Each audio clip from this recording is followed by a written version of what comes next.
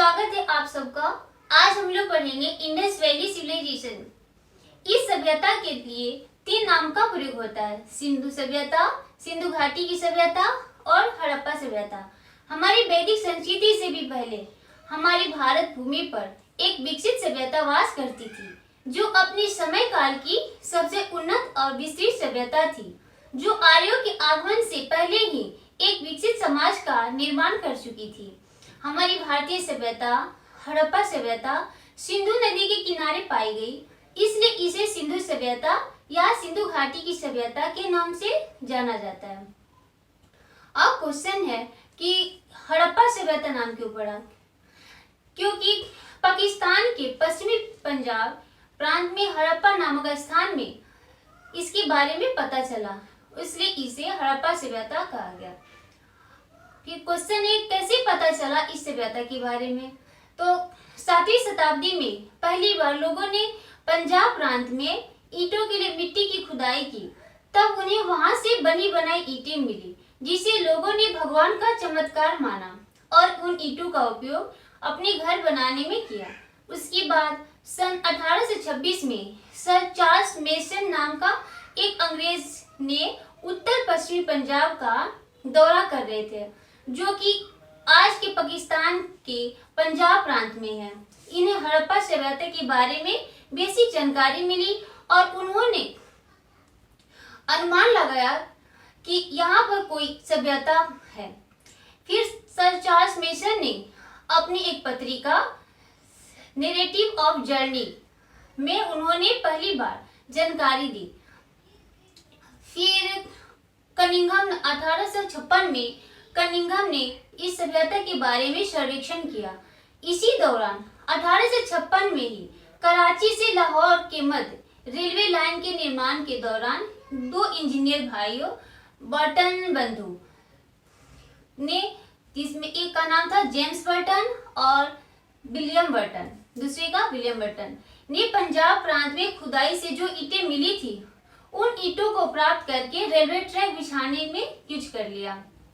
फिर 1856 में एक अंग्रेज अधिकारी कलिंगम नामक अंग्रेज अधिकारी के निर्देशन में भारतीय पुरातत्व विभाग की स्थापना की गई। फिर 1902 में लॉर्ड कर्जन द्वारा सर जॉर्ज मार्शल को पुरातत्व विभाग का महानिदेशक बनाया गया।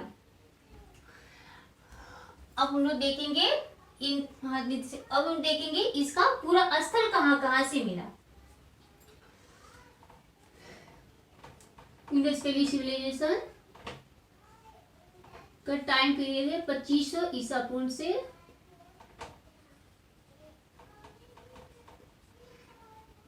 1750 ईसा पूर्व। इसका पूरा स्थल कहाँ से मिला?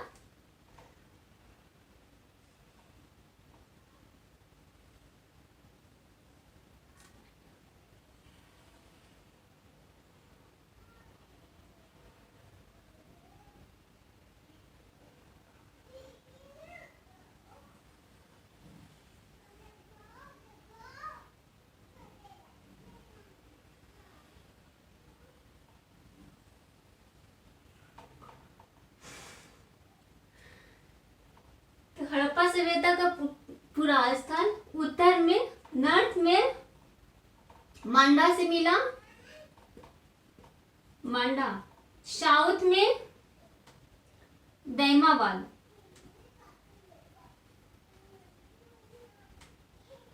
ईस्ट में आलमगीरपुर से मिला, ईस्ट में आलमगीरपुर और वेस्ट में सुतकांगेडोर से मिला, सुतकांगेडोर अफगानिस्तान।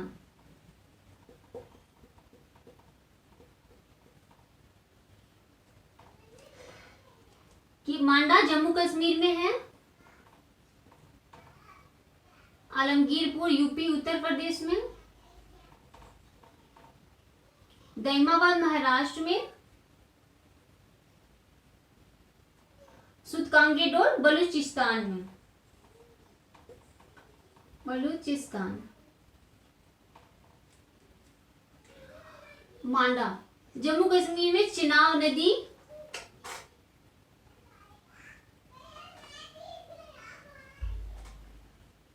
चिनाब नदी। आलमगीरपुर यूपी में हिंडन नदी।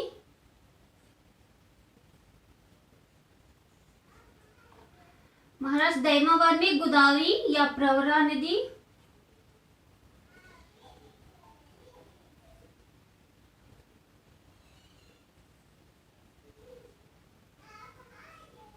कभी कभी एग्जाम में दोनों ऑप्शन आ जाते हैं, अगर गोदावरी और प्रवरा नदी दोनों ऑप्शन में रहे तो प्रवरा नदी आंसर करना है। और सुतकांगेर और बलूचिस्तान में दाश्त नदी।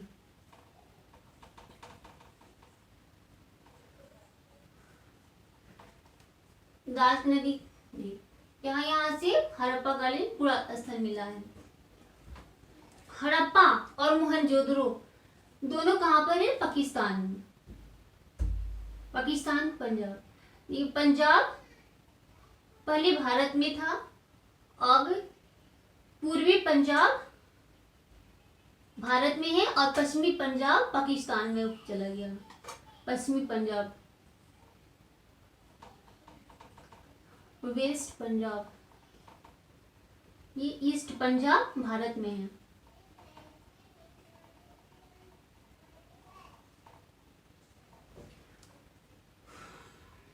हाँ, माउंट कैलाश से सिंधु नदी बढ़ती हुई ये अरेबियन ओशन में आकर मिल जाती है, इसलिए इसका नाम सिंधु सभ्यता पड़ा।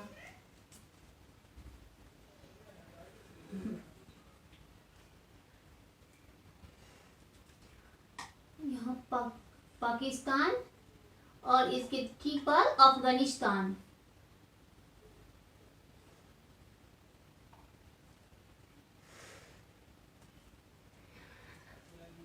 हड़प्पा सभ्यता और मोहनजोदड़ो की पुरातात्विक खुदाई के प्रभारी सर जॉन मार्शल थे। फिर हड़प्पा सभ्यता की खोज निकालने में दो भारतीयों का नाम जुड़ा, दयाराम साहनी और रखालदास बनर्जी। 1921 में हड़प्पा सभ्यता की खोज दयाराम साहनी ने पाकिस्तान के पंजाब प्रांत में स्थित माउंट गोमरी जिले में रावी नदी के बाएं तट पर की। पाकिस्तान ये वेस्ट पंजाब के पास यहाँ रावी नदी के तट पर सिंधु सभ्यता की खोज की। इसे प्रथम बार कांस्य का खोज हुआ था, इसे प्रथम कांस्य युगीन सभ्यता भी इसे कहते हैं। प्रथम बार नगरों के उन्नत उदय के कारण इसे प्रथम नगरीय सभ्यता भी कहा जाता है और इसे आज ऐतिहासिक प्रोटो हिस्टोरिक एज में रखा गया।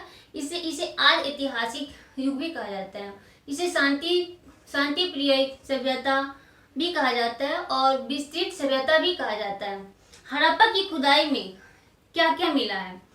तो हड़प्पा की खुदाई में श्रमिक आवास, कुम्हार की चाक, अन्नागार, मातृ देवी की मूर्ति, लकड़ी की ओखली, ताबूत और कब्रिस्तान RH-37 मिला है।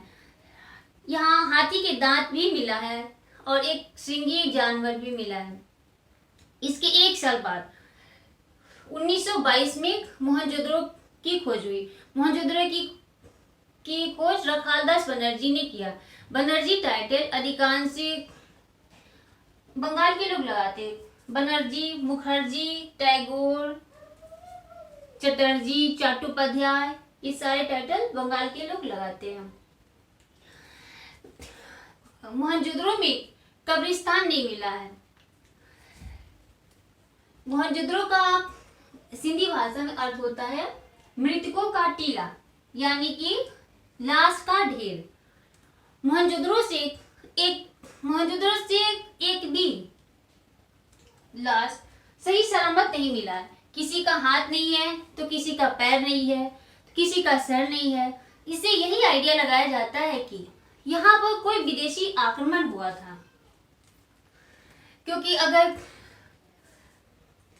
वहां पर अगर मोहनजोदड़ो कब्रिस्तान होता तो इंसान को अच्छे से सही सलामत से दफनाया जाता है। वहां पर पूरा ढेर मिला है। हड़प्पा में शवों को दफनाया जाता था, क्योंकि हड़प्पा में कब्रिस्तान मिला है RH-37 और मोहनजोदड़ो में शवों को या मोहनजोदड़ो के लोग अपने पूर्वजों को हिंदू रीति रिवाज के अनुसार जलाते थे। अब हम लोग देखेंगे मोहनजोदड़ो से क्या क्या मिला है।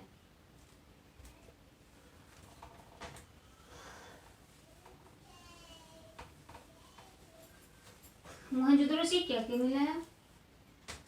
मोहनजोदड़ो से पुजारी की मूर्ति मिली है, मोहनजोदड़ो से पुजारी की मूर्ति मिली है, अन्नागार स्नानागार भी मिला है, शिव की मूर्ति मिला है, कांस्य की नर्तकी मिली है।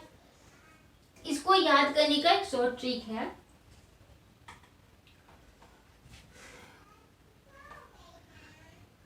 पुजारी हड़प्पा काल में श्रमिक आवास मिला है और मोहनजोदड़ो में पुजारी का आवास मिला है। सबसे पहले पुजारी की मूर्ति,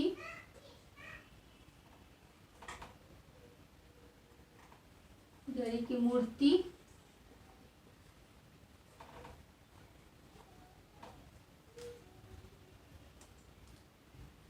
पुरोहित आवास,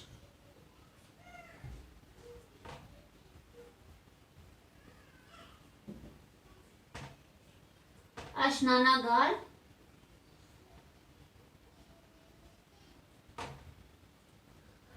अन्नागार, अन्नागार मिला है, सूती वस्त्र,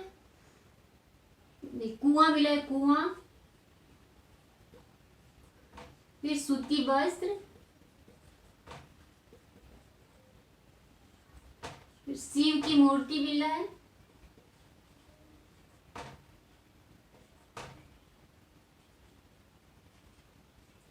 कांस्य की नर्तकी मिली है,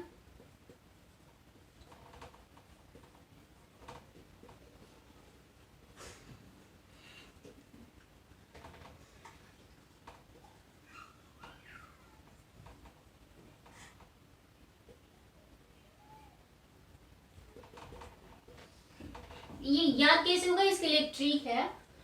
सबसे पहले पंडित जी आएंगे, पंडित की पुजारी की मूर्ति मिली है, पंडित जी आएंगे, पंडित लोग पहले स्नान करते हैं फिर खाना खाते हैं। पंडित जी आपके आवास पर आएंगे,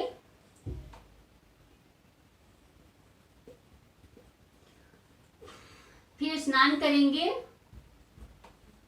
पंडित जी आपके आवास पर आएंगे, फिर स्नान करेंगे, नहाएंगे, फिर अन्नागार से फिर खाना खाएंगे,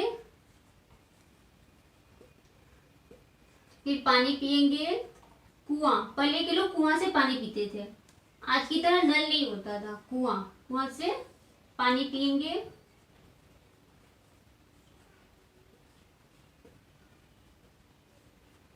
फिर सूती वस्त्र पहनकर सूती वस्त्र पहनकर पूजा करने जाएंगे, शिव की मूर्ति तो पूजा करने जाएंगे,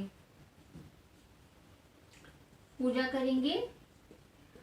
और शिव को नृत्य पसंद था, तो ये कांसी की नर्तकी मिली है, उसके बाद नृत्य करेंगे। तो इसको याद करने का ये ट्रिक, पंडित जी आएंगे, फिर खाना खाएंगे, पंडित जी आपके घर पे आएंगे, फिर स्नान करेंगे, फिर खाना खाएंगे, फिर पानी पिएंगे, फिर वस्त्र पहनेंगे, फिर शिव की मूर्ति को पूजा करेंगे, फिर नृत्य करेंगे।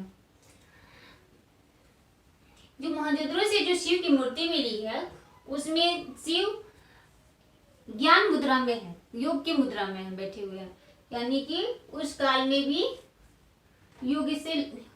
योग दर्शन से लोग परिचित थे। और ये हड़प्पा सभ्यता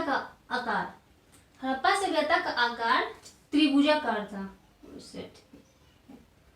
हड़प्पा सभ्यता का आकार त्रिभुजाकार था और इसकी विस्तार, हड़प्पा सभ्यता का विस्तार नॉर्थ से साउथ की तरफ 1400 किलोमीटर था। नॉर्थ टू साउथ 1400 किलोमीटर था। फिर ईस्ट से वेस्ट पूरब से पश्चिमी विस्तार इसका था 1600 किलोमीटर। 1600 किलोमीटर।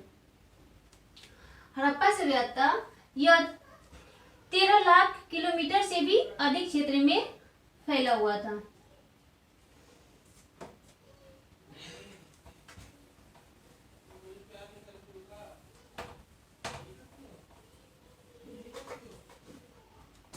यह 13 लाख किलोमीटर से भी अधिक क्षेत्र में यह फैला हुआ था।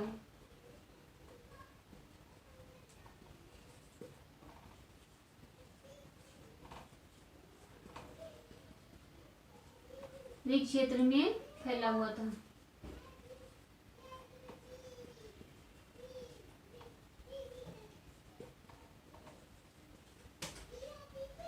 अब हम लोग देखेंगे इसके सामाजिक, आर्थिक, राजनीतिक और धार्मिक पहलुओं को। धन्यवाद।